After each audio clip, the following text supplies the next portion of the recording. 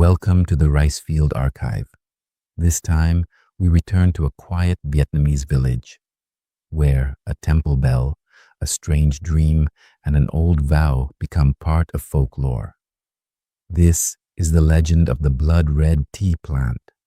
So settle in and let this old tale begin. Long ago, there was a butcher who bought pigs, slaughtered them, and brought the meat to sell at the market.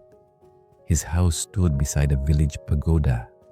Every day, at the break of dawn, the old monk in the pagoda would rise to chant his sutras. As part of his daily routine, he would wake his young novice and have him strike the bell. That was also the time when the butcher prepared to slaughter his pigs, so he had grown used to taking the sound of the temple bell as his morning alarm. Day after day, it never failed him. One night, the old monk had a strange dream. He saw a woman carrying 5 small children come before him. She bowed again and again, crying out, "Please save us! Please save us!" The monk asked her, "Amitabha Buddha, what do you need saving from? What must I do?" The woman answered, "Tomorrow morning, please strike the bell a little later. If you do that, my children and I will be forever grateful." The old monk woke up, unable to understand the meaning of the dream. But early the next morning, remembering the woman's plea, he simply sat and recited his prayers. He did not wake the young novice to strike the bell as usual. People later said that the butcher had overslept that morning.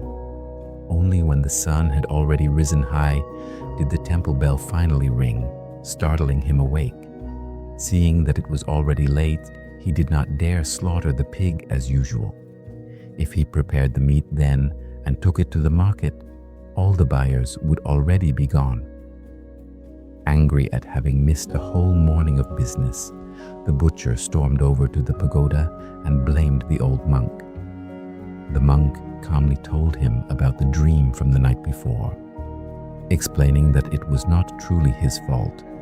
But when the butcher returned to his pigsty, he was astonished. The sow he had bought the previous day, the very one he had planned to slaughter that morning, had given birth to 5 piglets. Filled with both joy and fear, the butcher told everyone about the strange event. "It must have been the spirit of that woman hidden inside the sow," he said, trying to save her children from death. From that moment on, the butcher began to think deeply.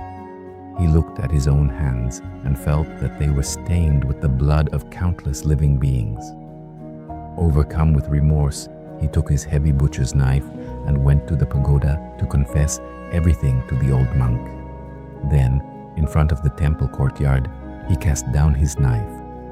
Before the compassionate Buddha, he made a vow to abandon his trade forever. No one knows exactly what happened afterward, but it is said that the butcher's knife later transformed into a strange plant with leaves as red as blood and as sharp as the blade of a cleaver. To this day, people still call it the blood-red tea plant.